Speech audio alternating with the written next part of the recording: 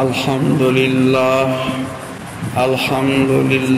وکفا وسلام علی عبادہ الذین اصطفا اما بعد فاعوذ باللہ من الشیطان الرجیم بسم اللہ الرحمن الرحیم وتوبوا الی اللہ جمیعا ایہا المؤمنون لعلکم تفلحون سبحانک لا علم لنا الا ما علمتنا انک انت العلیم الحکیم رب اشرح لی صدری ویسر لی امری واحلل عقدۃ من لسانی یفقهوا قولی ان اللہ وملائکتہ یصلون علی النبی یا ایہا الذین آمنوا صلوا علیہ وسلموا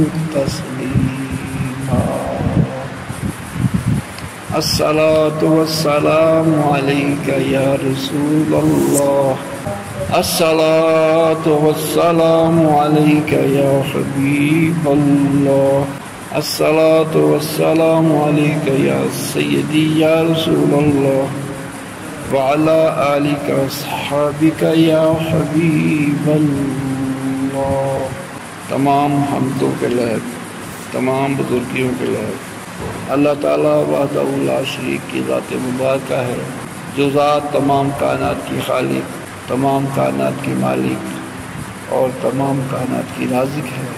ہزارہا درود و سلام کے نذرانے، صلاۃ و سلام کے تحفے آقا نامدار، مدنی تاجدار، سید المرسلین، خاتم النبیین، انیس الغریبین، رحمت للعالمین کی بارگاہ میں۔ حضرات محترم، عام طور پر یہ ذہن بنا ہوا ہے جو 11ویں پکائے گا غوث پاک کے نام کی غوث پاک کا ماننے والا ہو گیا۔ غوث پاک کے ماننے کا ایک نشانی یہ سمجھی جاتی ہے کہ یہ غوث پاک کی 11ویں دیتا ہے۔ دوستو، یہ صرف 11ویں پکانے سے غوث پاک کا ماننے والا نہیں بنتا۔ ماننے والا وہ ہوتا ہے جو بات کو ماننے والا ہو، تعلیمات کو ماننے والا ہو، نقش قدم پر چلنے والے کو ماننے والا کہتے ہیں۔ 11ویں کوئی فرض نہیں، کوئی واجب نہیں، یہ مستحب عمل ہے۔ کوئی 11ویں نہ پکائے گناہ گار نہیں ہے۔ ہاں، ایک بندہ 11ویں پکاتا ہے، وہ صدقہ خیرات کرتا ہے، اس کو کوئی حرام کہے، اس کو اس نیکی سے روکے، وہ بندہ گناہ گار ہے۔ وہ نیکی کر رہا ہے، تو کیوں روک رہا ہے؟ 11ویں ایک صدقہ خیرات کا نام ہے۔ کھانا پکا کر غربا، مساکین، پڑوسیوں میں، دوست احباب میں کھانا پکانا، ان کی دعوت کرنا، ان کو لنگر پکانا، یہ صدقہ خیرات ہے۔ اللہ کے راستے پر خرچ کرنے سے اللہ تعالیٰ رزق میں اضافہ فرماتا ہے۔ عجب بات ہے، جو مستحب عمل ہے اس کو ہم فرض کے لیول پر لے آئے، جو فرض ہے اس کو ہم مستحب کے عمل پر لے آئے۔ زکوٰۃ فرض ہے، عشر فرض ہے، اس کی بہت سے لوگ پرواہ نہیں کرتے۔ میری اتنی فصل ہے، اس کا عشر اتنا بنتا ہے، میرے پاس اتنا پیسہ ہے، اتنا زیور ہے اس کا، اس پر مجھے زکوٰۃ کتنی بنتی ہے۔ بہت سے لوگ ایسے ہیں محفل ناز کا اہتمام کرتے ہیں، بڑے بڑے نعت خوان، بڑے بڑے نعت علماء کی جو باری کام میں آتی ہے، نعت خوان، اس نعت خان نے کبھی نماز بھی پڑھی ہو کہ نہ پڑھی، اس کی آواز ترنم اچھا ہو، نعت خان کو اس کے تقوی اور پرہیزگاری سے نہیں ناپا جاتا، اس کی آواز سے ناپا جاتا۔ ہم رنگ راگ کے شدائی ہیں اور وہ نعت خان کو پسند کرتے ہیں جو بیٹھے بیٹھے جنت میں بجا دیں۔ جنت کا کنٹرول نعت خانوں کے ہاتھ میں نہیں ہے، محفل نعت پر اس نے 50 لاکھ روپیہ خرچ کر دیا، زکوٰۃ اس کے اوپر بنتی ہے 10 لاکھ. تو محفل نعت جو ہے یہ فرض نہیں، واجب نہیں، یہ مستحب عمل ہے. وہ 10 لاکھ جو اس کے اوپر فرض ہے وہ ادا نہیں کیا جو فرض ہے. جو مستحب عمل ہے اس پر 10 لاکھ لگا دیا. ابھی یہ گناہگار کا گناہگار ہے، اس کے اوپر جو 50 لاکھ اس نے محفل نعت پر خرچ کر دیا، اس کا یہ جو فرض ادا نہیں ہوا. بہتر یہ ہے کہ پہلے 10 لاکھ اس کے اوپر جو زکوٰۃ بنتی ہے نا وہ ادا کرے، محفل نعت پر 40 لاکھ لگا دیں. یہ ضروری ہے، زکوٰۃ ضروری ہے، عشر ضروری ہے. ہم فرائض کی پرواہ نہیں کرتے. حج فرض ہے، حج، ہم حج نہیں ادا کرتے. باپ شخص اپنے سارے بیوی بچوں کو چلو یہ عمرہ کریے. عمرہ فرض ہے، عمرہ فرض نہیں ہے. فرض کیا ہے؟ حج. سارے بال بچے اہل خانہ کو عمرہ کرایا، اس پر لگ گیا 15 لاکھ. حج ہوتا ہے 10 لاکھ میں، اس کے اوپر حج فرض ہے، عمرہ فرض نہیں. سارے بال بچوں کو عمرے پر پھیر لے جائے، پہلے خود تیرے اوپر حج فرض ہے، تو حج کی ادائیگی کر. میں عرض کر رہا تھا فرائض کو ہم نے پسے پش ڈال دیا، مستحب عمل کو آگے کر دیا.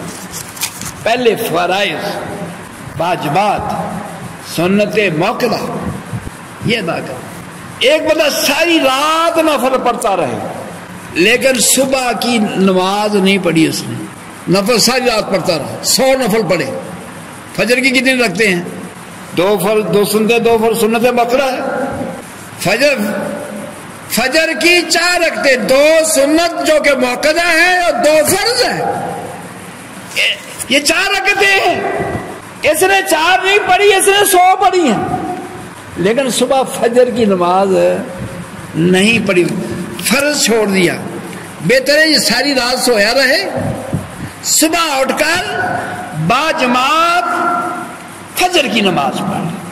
جو بندہ رات کو عشاء کی نماز باجماعت ادا کرتا ہے، ساری رات سویا رہا، صبح اٹھ کر فجر کی نماز باجماعت ادا کی، اس کو پوری رات عبادت کا ثواب ہوتا ہے. ایسے ہوتا ہے محفل نعت ہوئی ہے، محفل میلاد ہوئی ہے، رات کے 12 بجے تک 1 بجے تک محفل میں رہا، پھر سویا رہا، صبح کی نماز نہیں پڑھی. آج کل محفل نعت جو ہوتی ہے ساری رات، صبح کی اذانیں ہوتی ہیں لیکن یہ جو نعت خان ثنا خانے مصباح وہ سپیکر نہیں چھوڑتے، اذان بھی نہیں سنتے. آخری ثنا خانے مصباح کی ابھی نعت رہتی ہے، نعت پڑھی جا رہی ہے، نماز نہیں پڑھی. 10,000 کا مجمع ہے، نماز 10 نے شاید پڑھی ہو 10,000 میں سے. یہ ساری رات جاگ لیتے تھے. وہ مستحب عمل تھا نماز. ہم فرائض کو پسے پشت ڈال کر جو مستحب العمل کو اہمیت دیتے ہیں. اہمیت کس کو ہے؟ فرض کو ہے، واجب ہے، واجب کو ہے. اسے بہتر ہے کہ آدھی رات محفل نعت اٹینڈ کر پھر جا کے سو جائے، صبح اٹھ کر صبح کی نماز فجر کی نماز باجماعت ادا. ایسے بھی ہوتا ہے ساری رات جاگتا رہا، محفل نعت محفل میلاد میں اذانیں صبح کی ہوگی، چاہیے یا مسجد میں جائے، مسجد میں نہیں گیا، گھر جا کے سو گیا. اس کا رات کا جاگنا کس اہمیت کا حامل ہے؟ اذان ہو گئی ہے تو نماز پڑھ پھر جا کے سو جا. سیدنا عبد القادر جیلانی رحمۃ اللہ علیہ نے اپنی غنیۃ الطالبین میں توبہ کا باب باندھا ہے. توبہ کو بہت اہمیت حاصل ہے. یہ نہیں بندہ گناہ کرتا جائے، شراب پیتا جائے، زنا کرتا ہی جائے، اسی حال میں مر جائے، بے نماز نماز نہیں پڑھتا، اسی حال میں رہے، اسی حال میں فوت ہو جائے۔ اگر غلطی سے غفلت میں زندگی گزری، نماز چھوڑتا رہا، اب اس کو ہوش آئی ہے، اللہ کی طرف رجوع کرے، توبہ کرے، یا اللہ مجھے معاف کرے۔ تو سیدنا عبد القادر جیلانی رحمۃ اللہ علیہ نے باقاعدہ توبہ کا جو باب باندھا ہے، قرآن پاک کے حوالے سے ابتدا فرمائی ہے۔ اللہ تعالیٰ فرماتا ہے وَتُوبُوا إِلَى اللَّهِ جَمِيعًا أَيُّهَا الْمُؤْمِنُونَ لَعَلَّكُمْ تُفْلِحُونَ، اور فرمایا تم سب اللہ کی طرف توبہ کرو اللہ سے، اپنے گناہوں کی، اپنی غفلتوں کی توبہ کرو۔ یہ نہیں کہ گناہ پر، غفلت پر، نافرمانی پر قائم رہو، توبہ کرو۔ اللہ کی بارگاہ میں توبہ کے دروازے کھلے ہیں جب تک اس کا آخری سانس بھی باقی ہے۔ فرمایا تاکہ تم کامیاب ہو جاؤ۔ اللہ کی بارگاہ میں ہم دنیا میں کامیابی کے بڑے طریقے جانتے ہیں، گر جانتے ہیں، دنیا میں کامیابی کیسا ہوگی، کیسے پاس ہوگا، کیسے ڈاکٹر بننے کے لیے مجھے کیا کرنا ہوگا، میں انجینئر بننا چاہتا ہوں، مجھے کیا کرنا ہوگا۔ لیکن اللہ کی بارگاہ میں بھی تیرا امتحان ہے، اس کی بارگاہ میں پہنچنا ہے، اس کی بارگاہ میں کامیابی کے لیے روزی اسی کے پاس ہے، روزی وہ دیتا ہے۔ تیری ڈگریوں سے روزی، بہت سے ڈگریوں والے بھوکے مرتے دیکھے ہیں، روزی ڈگریوں میں نہیں، روزی رب کائنات کے پاس ہے۔ فرمایا واللہ یرزق من یشاء بغیر حساب، جس کو اللہ چاہتا ہے بغیر حساب کے رزق دیتا ہے۔ تو آپ فرماتے ہیں کہ عام لوگوں کو توبہ کا اللہ نے خطاب فرمایا، اے لوگو اللہ کی بارگاہ میں توبہ کر لو تاکہ تم کامیاب ہو جاؤ۔ فرمایا کہ عربی لغت میں توبہ کا معنی ہے رجوع کر لینا، واپس پلٹ آنا، رجوع کر لینا۔ نماز نہیں پڑھتا تھا، توبہ کر لی، اب نماز کی طرف رجوع کر لے آیا۔ شراب پیتا تھا، توبہ کر لی، رجوع لے آیا کہ اب یا اللہ مجھے معاف فرما دے، اب میں حرام کاموں کے قریب نہیں جاؤں۔ تو توبہ کا معنی عربی لغت کے حساب سے کہ رجوع کرنے کو توبہ کرتے۔ بہت سے ساتھی ہیں وہ صبح تہجد کے وقت بھی اٹھتے ہیں، اللہ تعالیٰ سب کو توفیق عطا فرمائے، اور اس وقت استغفار کرتے ہیں، توبہ کرتے ہیں، توبہ کو استغفار کہتے ہیں۔ لیکن استغفار کی 313 دفعہ استغفار کرتے ہیں، استغفار تو پڑھ لی، لیکن جو اس کے اندر بندہ کہتا ہے یا اللہ میری توبہ، کیسی چیز سے توبہ؟ ملاوٹ کرتا ہے اس سے توبہ، رشوت لیتا ہے یا اللہ میری توبہ، میں رشوت نہیں لوں گا، لوگوں کا ناحق مال کھاتا ہے یا اللہ میری توبہ، اب لوگوں کا ناحق مال نہیں کھاؤں گا۔ یتیموں بیواؤں کا، حالانکہ یتیموں اور بیواؤں کے ساتھ اللہ تعالیٰ نے ہمدردی کا حکم دیا، اس وقت یہ کیونکہ بیچارے اس کے وہ بیچارے ہیں، مارے ہیں، بہت سے ظالم ہیں، وہ یتیموں کا حق رگڑ جاتے ہیں، بیواؤں کا حق اب تو یہ عام تماشا بن گیا ہے، کیونکہ بیچارہ وہ کمزور ہے، اس کا مقابلہ نہیں کر سکتا، وہ تو کمزور ہے، اللہ کمزور نہیں ہے۔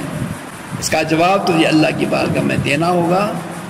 تو وہ غرباء کا، یتیموں کا حق کھاتا ہے، اس نے تسبیح پکڑی یا اللہ میری توبہ، اب میں یتیموں کا حق نہیں کھاؤں گا، بیواؤں کا حق میں ان کو دوں گا، کسی کا حق میں غصب نہیں کروں گا۔ 313 دفعہ استغفار پڑھی، لیکن کام وہی کا وہی،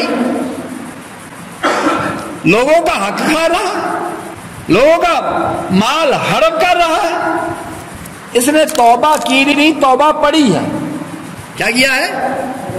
توبہ پڑھی. استغفر اللہ استغفر اللہ پڑھنے سے بات نہیں بنتی، توبہ کرنے سے، رجوع لانے سے. یا اللہ میری توبہ، میرے اندر میں اتنا عرصہ یہ اس گناہ میں جو ہے ملوث رہا، میں سچے دل سے تیری بارگاہ میں توبہ کرتا، اب یہ گناہ نہیں کرتا. کسی کا حق مارا دبایا ہے، اس کے پاس جائے کہ میں معذرت کرتا ہوں، یہ آپ کی اتنے مرلے جگہ بنتی ہے، اتنا ہی آپ کا یہ پیسہ بنتا ہے، یہ اپنا حق آپ مجھ سے لیں. اگر کسی حق والے کو حق نہ دیا وہ تو استغفار بھی کری جانا. ملاوٹ، آقا علیہ السلام نے فرمایا من غش فلیس منا، جس نے ملاوٹ کی وہ ہم میں سے نہیں. ایک دکان ہے، اس کے اوپر لکھا غوثیہ ملک شاپ، غوث پاک کے نام سے منسوب ہے، لیکن اس کے اوپر جو دودھ بیچا جاتا ہے وہ خالص دودھ خالص نہیں ہے. اگر تو اس کو غوثیہ ملک شاپ بنانا ہے پھر خالص دودھ بیچ، نفع ہو نقصان ہو. کتنی پاک باز ہستی کے نام سے منسوب کیا ہے. غوثیہ جنرل اسٹور جھوٹ بول کر سودا بیچ رہا ہے. یہ غوث پاک تو وہ ہیں جب علم کی حسرت میں، علم کی تلاش میں، علم حاصل کرنے کے لیے نکلے تو والدہ نے کہا بیٹا کبھی جھوٹ نہیں بولنا. بچپن کبھی جھوٹ، وہ تھے بھی ایسے، وہ تو تھے بھی ایسے. جب بچپن تھا آپ کی پیدائش ہوئی تو رمضان شریف کا مہینہ تھا، دن کو آپ نے دودھ نہیں پیا. شیر خارگی میں آپ نے دودھ نہیں پیا. ہو 11ویں والے کا ماننے والا، غوث اعظم کا ماننے والا، وہ 35 سال کا ہو کر بھی روزے نہ رکھے. جس کا تو ماننے والا ہے انہوں نے شیر خارگی میں بھی دل کو دودھ نہیں. حالانکہ اس عمر میں روزہ فرض نہیں ہے، انہوں نے شیر خارگی میں بھی رمضان کا احترام فرمایا. صرف 11ویں پکا دینے سے غوث پاک کا ماننے والا. اگر تو ماننے والا ہے روزہ تیرا بھی نہ چھوٹے، نماز تیری نہ چھوٹے، جھوٹ تو نہ بولے، کسی کا حق نہ کھائے. تو میں عرض کر رہا تھا کہ توبہ 313 دفعہ استغفار پڑھی. اب اندازہ کیجئے اس نے 313 دفعہ استغفار تو پڑھی ہے لیکن گناہ چھوڑا. بولو بھی استغفار کی ہے، مسئلہ جو کا تو ہے. کیا پڑھے استغفار کس چیز کی کہ تو نے کس چیز کی توبہ کی ہے؟ اس استغفار کا فائدہ ہے تیرا ایک دفعہ کہنا یا اللہ میری توبہ. ایک دفعہ توبہ کی پھر گناہ سے باز آ گیا، غفلت سے باز آ گیا. وہ 313 سے یہ ایک دفعہ توبہ کرنا زیادہ قیمتی ہے. فرمایا علم ہونا چاہیے. گناہ اور نافرمانی ہلاکت کا باعث ہے، گناہ اور نافرمانی. ایسے واقع نوجوانی کے نشے میں، جوانی کے نشے میں نشے پر لگ گیا نا، نشہ کرتا کرتا یہاں تک پہنچ گیا، سب کچھ گھر کو روڈ چھوڑ دیا، نشے میں ہی ہلاک ہو گیا. ایک تھوڑے جیسے 20 سال کا واقعہ میرے سامنے آیا. ایک نوجوان کی شادی تھی، یہ تھا شرابی کبابی نوجوان تھا، نیکوں کے بیلی نیک، زانیوں کے بیلی زانی، شرابیوں کے بیلی شرابی، نشئیوں کے بیلی نشئی. اس نوجوان کی شادی تھی، کل برات تھی، آج اس نے مجرا کرایا.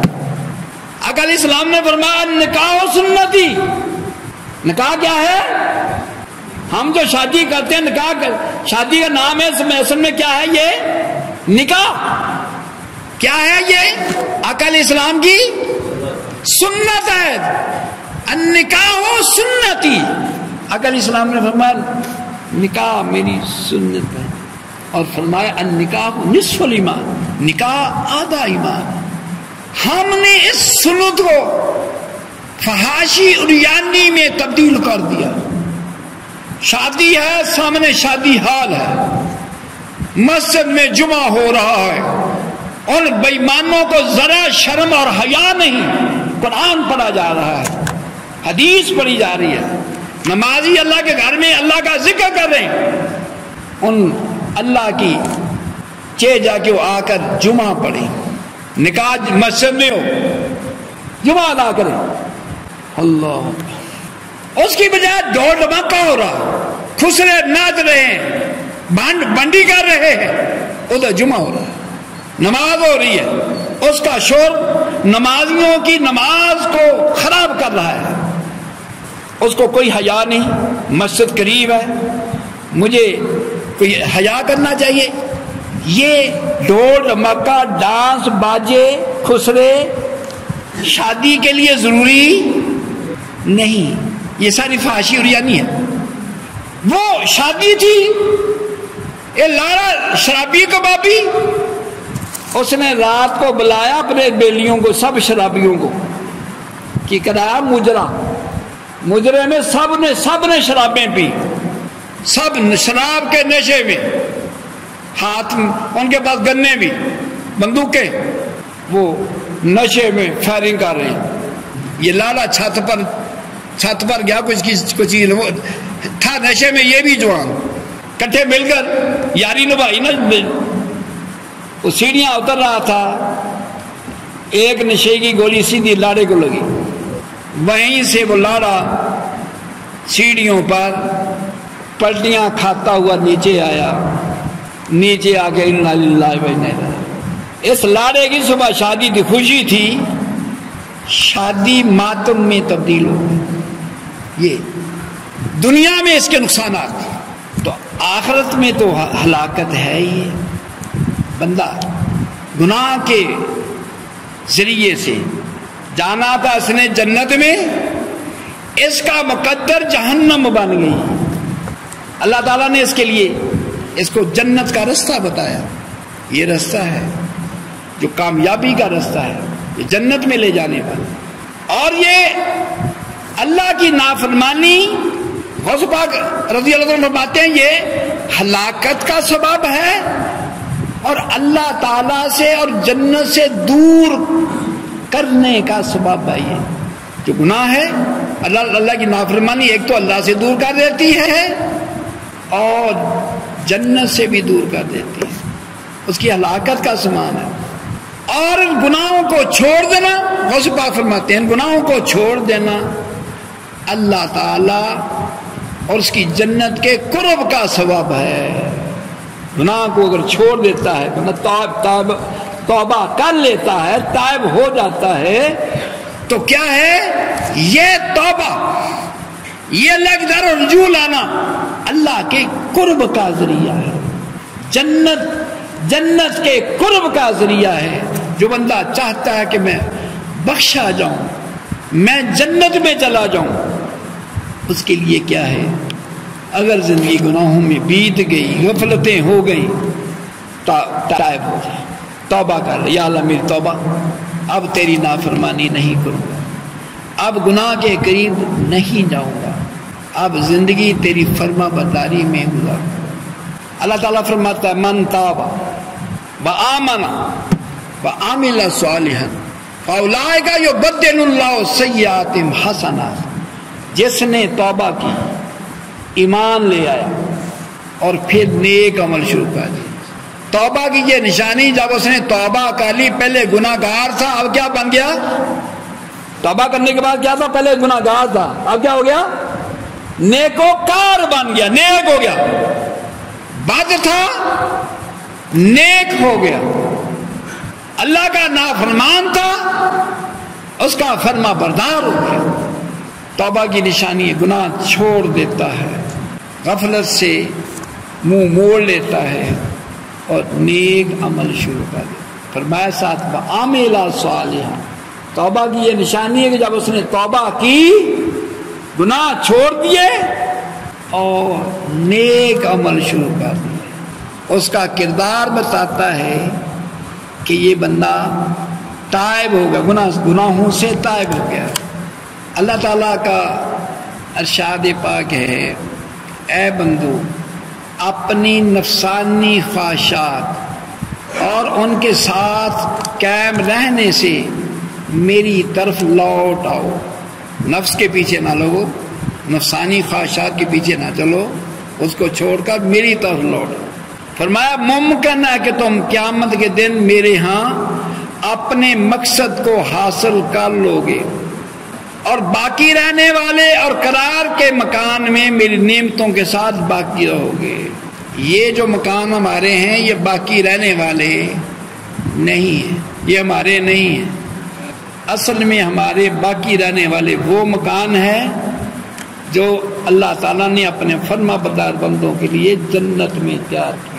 اللہ تعالیٰ ہم سب کو توبۃ نصوحہ کی توفیق نصیب فرمائے، اعمال بد سے نجات عطا فرمائے۔